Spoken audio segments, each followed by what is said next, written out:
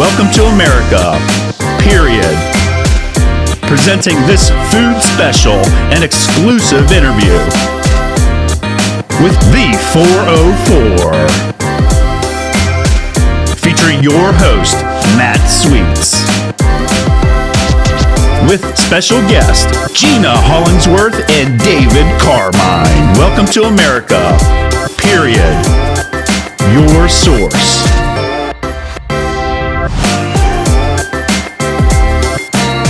Follow and subscribe for free on Facebook, YouTube, Instagram, and more.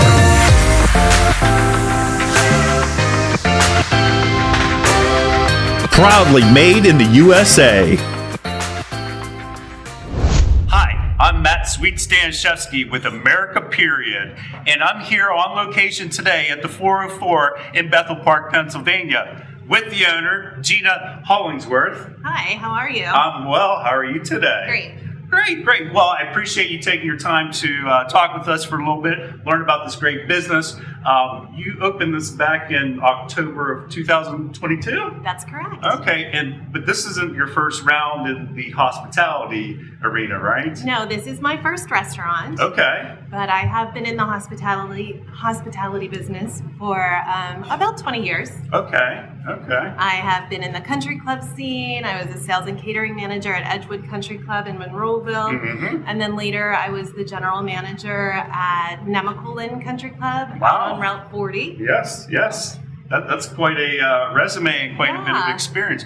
What made you decide to get into being a restaurateur? I really like the one-on-one. Mm-hmm. Sometimes it's not one-on-one, especially in a restaurant. More, smaller groups. I like offering really great customer service, and I'm not a chef. I have been known to dabble in the kitchen a little bit. I've played one on TV too before, so. And so I just really enjoy making people happy, bringing good food, a great experience, in a nice, small, intimate location. And I think that's very important, especially with post-COVID. It's not just going out and grabbing that food, right? You want to create that atmosphere, have that experience, mm-hmm. where they want to leave here saying, "Wow, this was more than just a meal." Correct. We do operate as a BYOB, which is bring your own bottle. And we definitely don't have any stipulations as to it just has to be wine. Mm-hmm. It can be beer. It can be any spirit. And we do have a small mocktail menu. Okay. So we post that on Facebook, or we send out a news blurb on our website to our subscribers. And we kind of let you know what we're doing. And hey, bring vodka or bring gin, because we're making this cute little cocktail. Gina, I'm glad you mentioned that with the mocktails. Those have been gaining a lot of popularity over the last couple of years, from what I heard, especially with the younger generation too.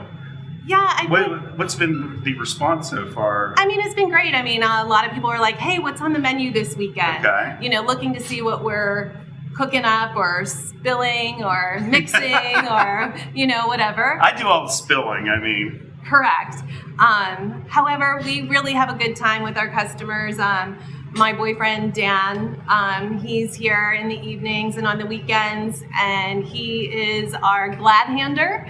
He goes around when we need a little time between tables, between serving. We send Dan out with, sometimes he's passing out bourbon to the gentlemen and the rock glasses and the big cubes. So sometimes you get some little freebies from us as well. Oh, that's it. Can't complain about that.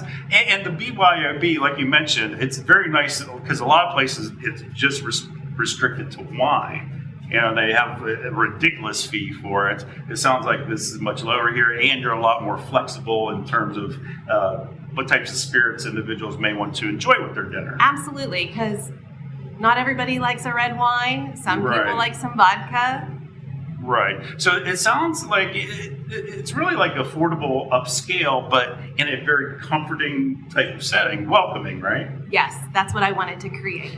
Okay. And the atmosphere here is beautiful. I could imagine you have a great Friday, Saturday night crowd. I noticed you also have the upstairs. Do you do like catering or different types of events up there? Or? We do hold that for special events. Okay. And larger groups. Mm-hmm. It is upstairs, so when we are hosting somebody that's maybe celebrating an anniversary or a birthday party, we want to make sure that everybody can climb those stairs. Sure. It's an old home, so Which everything adds is to the tiny. charm, but it adds to the charm. Well, cute little story. The lady who owns this house or owned the house comes here to dine on a regular basis, and she walks all her lady friends and her gentleman friends around, and she's like, well, this was our living room. How and cool this is that? She was just here for lunch today. Okay, no kidding. Oh, Yeah. I'm sad I missed her. That would have been awesome.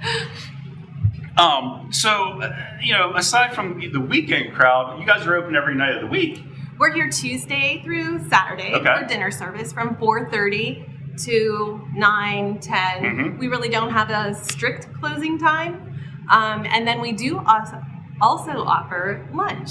So we do lunch service Tuesday through Friday from 11:30 to 2:30. And I noticed, so you're going to start tapas on April 25th. Okay. Yes, we're super excited about that. So, not everybody wants to come out and spend a fortune for dinner. So we figured on Thursday nights, Thursday tapas, TT. I like that. We would try and mix something up a little special so you can get a little dabble of what the 404 is really all about. We have great culinary experts whipping up these extraordinary dishes, and we just want to share it with as many people as we can. And I noticed that on the menu, Gina, that you have some very high-end, very nice items. And they're all nice, don't get me wrong, but some higher end, but also welcoming that weekday crowd that they just want to get away from the kids or whatever the case might be. Just grab a nice bite to eat. Because I'm a foodie, and the one thing I do not do, corporate-owned chain restaurants. I mean, there's a few around the corner. Why go there when you can come here when the food's from scratch, right? I agree totally. I mean, we bring in high-quality foods, so we're not getting the bottom of the barrel. Mm-hmm. So you could go and get scallops maybe or some other fish somewhere else for a lot less. However, we're bringing in the highest quality. We source from a very reputable company that we get all of our things fresh, nothing's frozen. And I think that's just really important to highlight so that when you do look at our prices, you have to understand that these scallops, they're beautiful. The shrimp coming in here, they're great. Chilean sea bass. I mean, I could go on and on and on about some of the great things that Chef David and his team cook up. But I love our menu, and I'm just super excited to share it. And you just rolled out a new menu here, a week ago, right? Yes, last week. Okay, that's your summer menu? It will be our summer menu. We kind of tinker with it, see what's selling. If something's not selling it, we have a small menu. So we want to make sure that everything is appealing to everyone. So if there's something not selling, why put it on there? Let's reprint. Sure. Which I think is also important. It's to point out to a lot of individuals out there. I was always told, and when I speak with Chef David, I'm sure he might be able to fill me in a little bit more.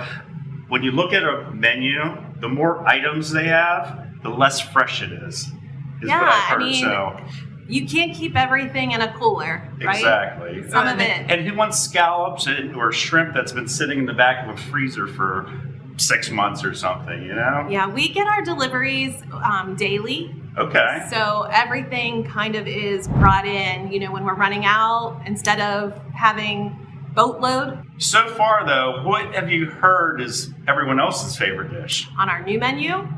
Well, yes. Okay, so our new menu, I would say this is going to be a good one.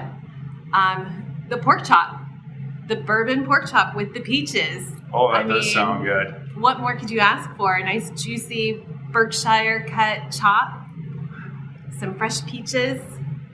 I'm going to take a stab at this. Is that also your favorite on this menu? It is not.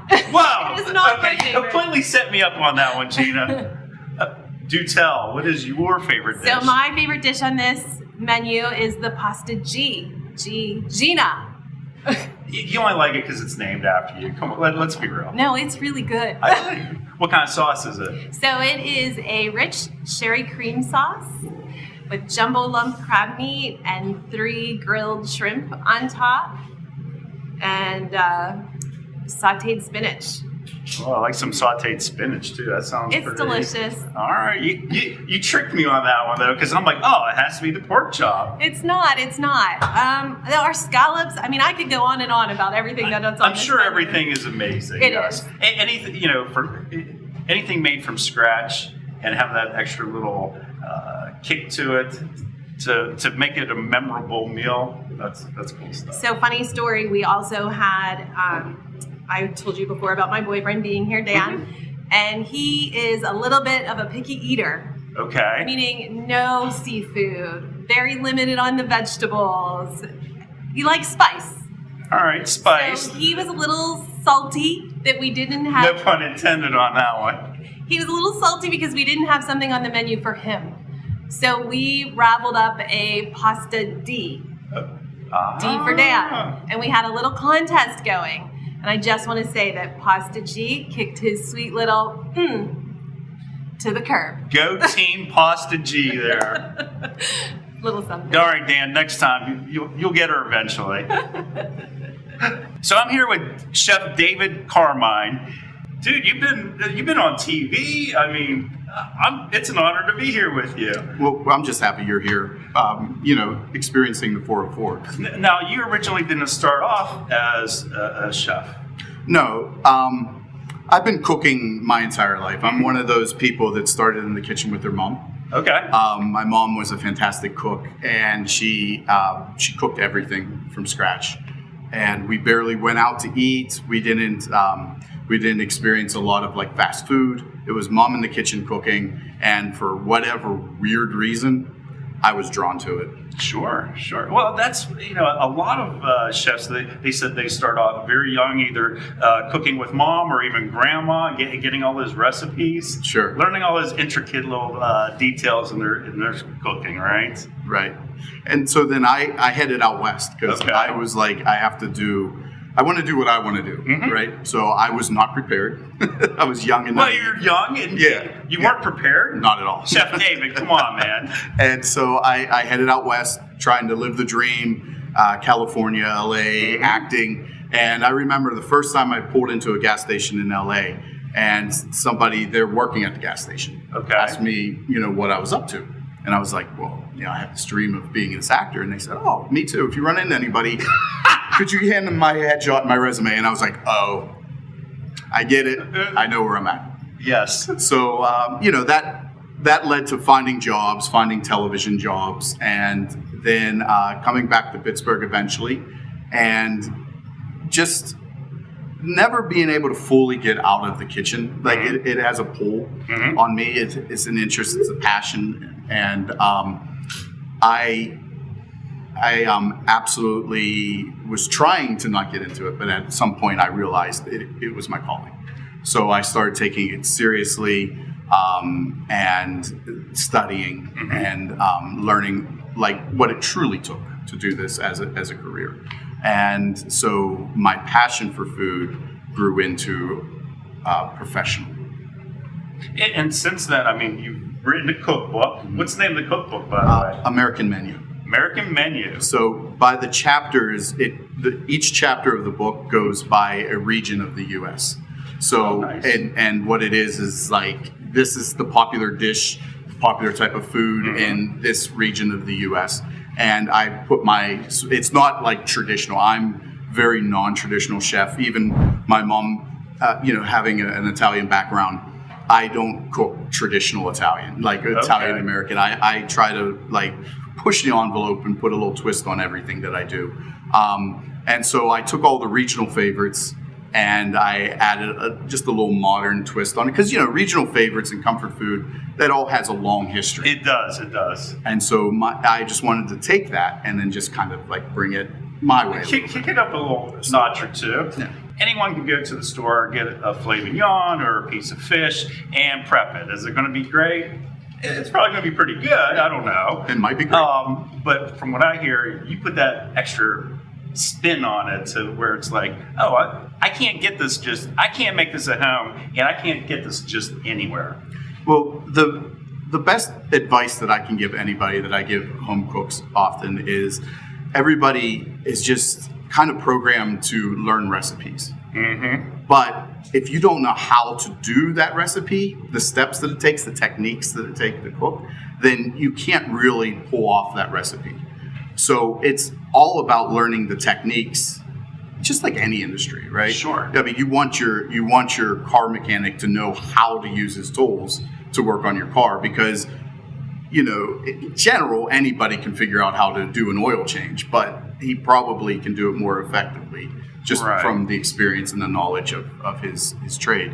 And so this trade is not any different. There are specific ways to do things, and once you learn that, so that makes the difference. Well, and there's a lot of science behind it too. Absolutely. A lot of with the different chemical reactions, Yes. whatever you're mixing up, or even whisking something a certain way, you get a different product as opposed to another technique or so forth. And that's what I absolutely love about food, is the science behind it. I pay attention to the science and understanding the way acids affect heat and flavor and all of this type of thing is what's very important. Mm-hmm.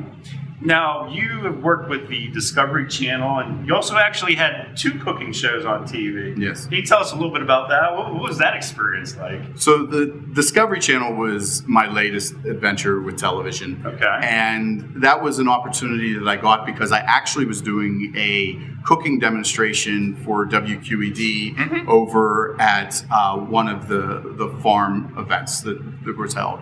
And a member of the production crew remembered me for that and was working on the show, the Discovery Channel show. Right. And remembered me as somebody that could potentially be a reporter for the show. Nice. And so they got in contact with me, and I went through the audition process, and I got a season on the show, traveling. And That's awesome. It was not food related. Okay. And that's what I loved about it, because I got to go and live in somebody else's life, and I didn't have the pressures of their life. I could just show up, see what their life was all about, and leave. And then on your way. That's it. And it was What didn't you like about doing a show like that? what didn't I like about doing the show? Right. What are the drawbacks? Because everyone's they look at, Well, I got a TV show and I'm doing this, I'm doing that. I loved doing it because I was very lucky to do it. But doing TV shows like that is a lot of work. It's a lot of travel. It's a very long day. You're in different environments. I was inside a steel mill, which was extremely hot. I was in Oregon, in the forest after all the forest fires. Oh, wow, okay. Which was just very eye-opening to the devastation that the forest fires bring. There's many different environments, and so you're lacking sleep, you're jet lagged, you're remembering your lines. It's just a lot of, Sure. 14-hour days. Yeah, the fatigue Yeah. out of all of that, it sounds like it is a lot of hard work, but at the end of the day, a great product, right? It's hard work, but I And was you want lucky. a telly, didn't that silver So telly? that for a different show that I was Okay, a part okay, of. Yeah. okay. But the show, I didn't personally win it. The show won the silver tail. You've been here in the Pittsburgh area for how long now? Well, I was born here, born and raised. Right. But I was away for 8 years, not straight, but just stints out west, stints in New York City, but for the majority of my life, I've been in the Pittsburgh area. What brought you back here, though? That wasn't the happiest of stories. My mom got ill, so that's what kind of brought me back. I'm sorry to hear that. Why'd you pick the 404? So I have been on the move a little bit and wanting to find that final home, and I'm just very interested in. There's a place for every style of restaurant. There's a need for every style of restaurant, and within the industry, there's chefs that want and desire to do specific things and specific styles of food, and I love doing upscale food. I love pushing the boundaries, and I want to create an experience, a culinary experience for guests, and give them a different opportunity than what they typically can find. Sure. And when I was looking for a place, I heard about the 404 and heard about Gina. And then we were connected and we had a discussion, and we decided that, we were wanting to provide the same thing. Very nice. And what's your favorite dish? See, I don't see that's a loaded question, right? no. And here's my answer. Okay. I don't have favorites, Fair. because when you have a favorite, you close yourself up to new experiences, right? Because you'll go in and say, this is it, Right, and then you right. won't even think about trying Try anything something else. Sure. So even within the creative end of it, if you have a favorite, you stop growing. I like that philosophy. And Chef, I can tell you everything I've seen so far on the menu, I'd eat the whole thing. Well, everything good. looks amazing. Your higher end fare, and then your affordable dishes, especially during the week. Mm-hmm. I mean, just pull off the road here and you can have an amazing from scratch meal. Yeah, and it's so important, the quality of food. A lot of people, they're looking for that quantity. Right. We want to provide the quality. Quality is healthier for you. Quality is more enjoyable. It's food that speaks for itself. I try not to overcomplicate the food. Sure. I want it to speak for itself because I believe in quality products. Who was your inspiration as a chef? Oh man, I tell you, I think the man that I look up to the most, there's like limited, Tons, sure. But Thomas Keller is Okay. one of the he's somebody to kind of reach for. Okay. So, yeah. Excellent. Chef David, is there anything else you'd like to add? No, I just appreciate you coming in, and I look forward to you trying a couple of the dishes, and I just once again just appreciate you being here. Yep, absolutely. I appreciate your time as well. So looking forward to it, Chef. Thank you very much. Thank you so much. So today we're going to do our prawn gnocchi dish for you. It's Okay. It's a summertime dish. It comes with 2 very large head-on prawns. Nice. It's a cream sauce, and it has gnocchi that has bacon lardons, jalapenos, cilantro. You had me at bacon, to be honest with you. So that's one of our newer summer dishes. Okay. And then we have kind of a unique dish to this restaurant, which is our scallops and crab fried rice. It's one of those, every restaurant owner, they travel somewhere and they try something, Right. They come back to the chef and they're like, hey, I had this dish. So I've done that to so many of my friends at every restaurant. They're like, you have to make this for me. So that situation pretty much happened. Gina had a dish that she really liked. It was a crab fried rice at a restaurant. And she came back and said, I had this dish. And I'm thinking that you could do something with it and really take it somewhere. Right. So I thought about it and we came up with the dish. So it's beautiful diver scallops, U10 scallops. It's always dry packed, always fresh, Good. frozen. And it's a fried rice with fresh vegetables and my own sauce that I make, it's a sauce from the San Francisco Bay Area. All right. It is a little mainly Chinese and a little Italian, where it kind of the cultures come together. That's an interesting fusion there, Chinese and Italian. Right, because you have Little Italy and Chinatown in San Francisco. They're neighbors. Okay. So this sauce kind of developed out of An inspiration of that. Yeah, and so we have that, and then your dad picked our pasta San Gennaro. So our pasta San Gennaro is the dish that was created for Dan. Okay. He likes spicy foods. He likes his pastas and his kind of home cooked Italian kind of Italian American kind of meal, right? So I was given the task of coming up with a dish that would make sense on our menu. That would make Dan happy and proud. That makes Dan happy and proud. So that's the dish I came up with. Okay. And so those are the 3 dishes we're making. Cool. Sounds awesome. So our gnocchi are made in-house. And it's actually a recipe that I developed because we try to cater towards everybody's needs. And it being 2024, there's plenty of vegans out there. Yes. And as a chef, I believe that if you come to have some food with us, I want you to, hey, whoever you are, to be able to appreciate a well thought out meal. I don't want just to throw a couple steamed vegetables your way.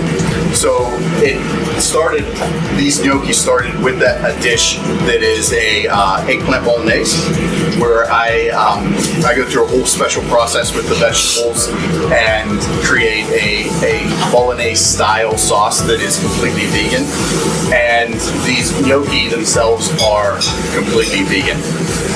But when I do vegan food, there's no artificial stuff in it. It's straight, like, natural food, straight vegetables, and things like that. So the gnocchi being vegan is not like a crazy weird thing. Okay. It's potato, it's some cornstarch, some flour. There's nothing in it that's like weird byproduct, you know.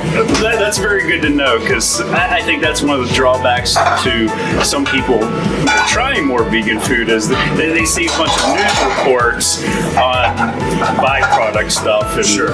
Yeah. And you know, the key to keep in mind is those products that are simulating chicken. Vegans don't want that. That's to get the meat eaters to try to eat plant-based food. Vegans want to eat vegetables. So they don't want something that tastes and looks and feels like chicken. So they're not eating the Impossible Burger or anything like Sure. that. And I'm not saying that there's vegan in the world. Right. But in general, a true vegan doesn't want that. They want vegetables. And vegetables are an incredible ingredient, and I feel like they need the respect and the touch that any other, if you're having a steak or a fish, like the respect that you give those ingredients, vegetables deserve the same. So you see the bright and fresh colors, and that's what we're striving for, is all those dishes. The bright, fresh colors. We don't want stuff that's been sitting around for a week. We want fresh ingredients, cooked up as fast as possible to the proper whatever it is you're looking for, and to the table for you. And we're throwing some, what is that, ricotta? Yeah, a little fresh ricotta. Nice.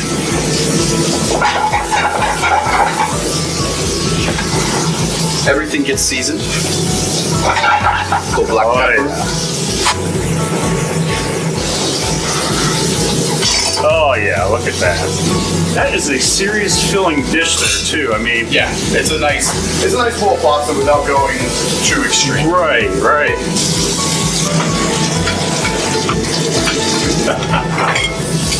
Little microgreens there. Microgreens. It's very fresh for the summer.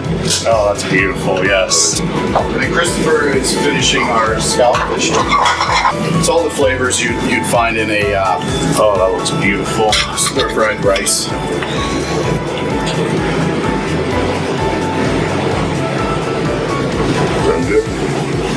Oh, that definitely looks amazing as well. You know, that's the thing with quality ingredients. There's a richness to them. There's a lot to them where a little goes a long way. It's very filling and tastes very good. How can people get in touch with you? You know, do you have a website, Facebook? What So are you our can options? contact us through Facebook. We also are recommended on Yelp. Nice. So you can make your reservations directly through Yelp. You can catch our website. And what's or the you could website? just call us. Imagine Just that. call Wait. 2024, pick up the phone? Pick up the phone. Gina, you don't say. Just come and experience the 404. You know what? Okay, I'm glad you mentioned that. How'd you come up with the name the 404? Well, this is your first visit here to is. the 404, It and we is. only give that information after you've been here 404 times. Ah, there's a trick to it. Okay. I'm going to have to start now, you know? It might take me a while for 404 times. Well, that's why we opened for lunch, so you can double up. Smart move. Thank you so much for taking care of me, Gina. I really appreciate it. You're welcome. You're welcome. And thanks so much for contacting us. We feel privileged to be on your show. And No, good things. the honor's all mine. I really appreciate this opportunity as well. So Thank you. Thank you, Gina. Have a great day. You as well. Thank you. And thank you so much for tuning in. This is Matthew Staniszewski on location at the 404 in Bethel Park, Pennsylvania. Thank you very much for tuning in. Bye.